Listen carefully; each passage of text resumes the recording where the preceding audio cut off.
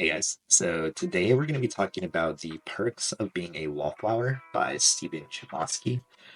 This book was published in 1999 and was pretty much an instant classic. So if you haven't read it by now, what are you doing? I would recommend that you go ahead and pick it up because I have it rated as a 4 out of 5 star and it's definitely worth the read. There are going to be spoilers ahead, so this is your one and only warning. The Perks of Being a Wallflower is a coming of age story, but it is not a traditional book. It takes the form of a series of letters written by Charlie to an anonymous classmate, and even though this book is only 213 pages, the prose is just so tight. And this letter format allows it to just be jam-packed with incredible insights that Charlie comes upon so organically. This book is sometimes funny, sometimes sad, sometimes depressing, and sometimes heartwarming. But it's also realistic. Even though this was published in 1999 and it's currently 2024, every single moment in this book is just so real. And I'd be thinking back to things I've experienced and things I've realized. Like when I was young and I first realized that people who are mean and do bad things usually had bad things happen to them. We get to see Charlie learning these things, and it feels like we're growing up all over again. This is a book that touches on things like the AIDS epidemic, the struggle of the LGBTQ plus community. It teaches us the importance of participating, the importance of understanding other people's struggles. And it's a book that deals with PTSD, trauma, and the cycle of abuse, all through the lens of a 15-year-old boy who sometimes seems 12 and other times seems like a man who's well into the 30s. So there's so much going on in this book. It would take me hours to get into everything, and I know that I'd still miss so much. But what I want to focus on is what Charlie learns and in turn teaches us about the world. So going forward, I want us to consider this book as a second childhood in our teacher, because nothing teaches you more than experience. Let's take some time to explore how we grew up with Charlie over the course of this book, and let's take a deeper dive into just one of the many lessons we learn.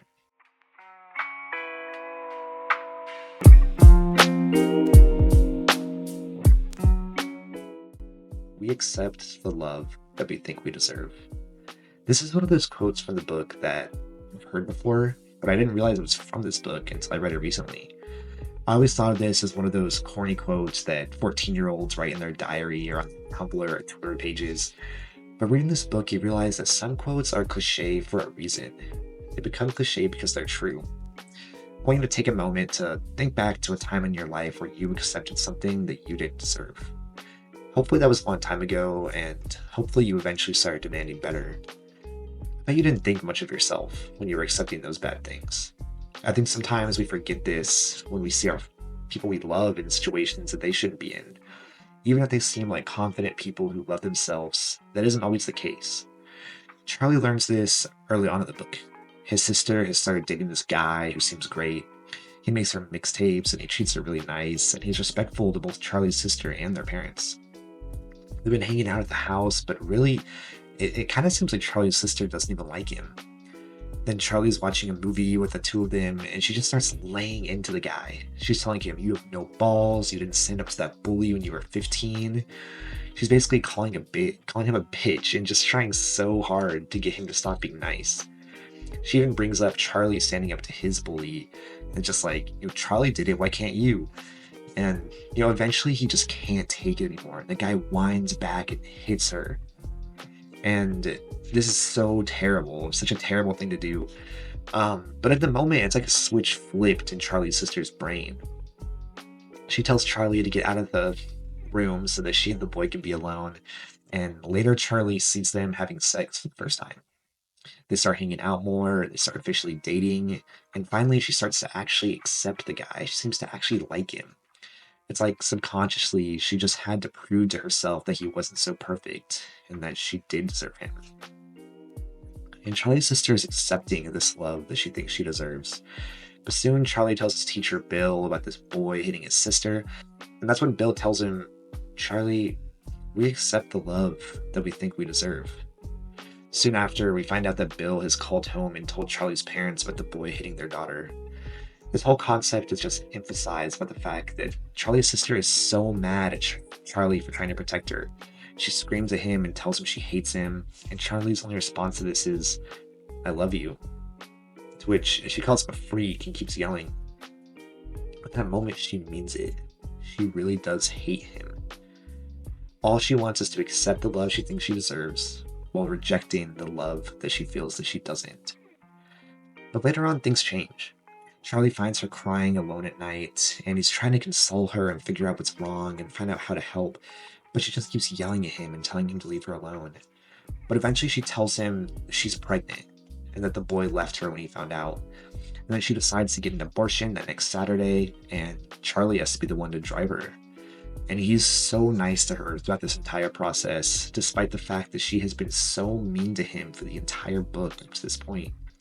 He drives her to the abortion clinic, and when she feels sick after, he lays blankets and pillows down in the back, and he lets her sleep in the car.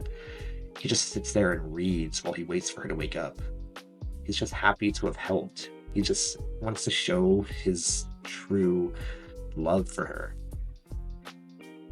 And I think this is the moment when things change for Charlie's sister. She realized that who she is, uncensored and completely real, is enough to receive true care, love, and affection. She starts reading self-help books and talking about feminism and learning about everything she's capable of. She starts being nicer to people. She cares about Charlie. And for the first time, she tells him that she loves him. When she finds out he's been smoking, she's mad. And she asks him to please stop because she cares about him. Later, she finds a new boyfriend who, it's not extensively explained, but it seems like he's a pretty good guy. And it seems like she's figured out what type of love she really deserves. And she's finally able to accept it. She accepts Charlie's love and help, and she accepts the nice people around her. There's a point when Charlie actually tells his sister about Sam dating this older guy, Craig, who isn't good for her. Charlie describes him as the type of guy who would take a picture of Sam and think it's beautiful, not because of her, but because he was the one who took it. The type of guy who thinks good things come from his talent, and it doesn't matter what the picture's of, it matters that he's the one who took it. He's the type of guy who tells Sam that her prom is stupid, and he's the type of guy who cheats on her repeatedly. And it's this type of disrespect that Charlie's sister used to accept. She accepts the guy who hit her and wanted so badly to be with the guy who left her the minute he found out that she was pregnant. I think she really sees herself in Sam in this moment. And she tells Charlie that Sam has low self-esteem, and that's why she accepts these things. Sam is accepting the love that she thinks she deserves. And Charlie's sister finally understands this concept and illustrates it perfectly in this moment.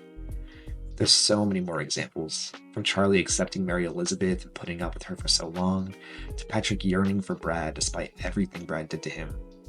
This whole story is a constant reminder of the concept that Chbosky introduces in just the first 25 pages. It's only when people learn to love themselves, they can accept the love that we all deserve. So remember this when you see someone you love settling for something they shouldn't. They're accepting the love that they think they deserve. It's only once they realize they deserve more that they'll accept more. Maybe it's up to you to show them how much they're worth, just like Charlie did for his sister, and for Sam, and for Patrick. There are just so many more lessons to talk about when it comes to this incredible book. It would take me hours to talk about how this book speaks on the cycle of abuse through so many characters, Charlie's realization about what his Aunt Helen did to him, and how that PTSD affects him throughout the rest of his life, and the idea of participating in life, standing up for yourself and making choices, doing what you want, and not just letting things happen to you. If you guys would be interested in a more in-depth video, please let me know, and it's something I would love to work on. Make sure to like and subscribe if you want to see more content from me. And the next few weeks, I'm going to be coming out with videos on disturbing books, classic horror stories, new age horror stories, creepypastas, so much more. Thank you for watching.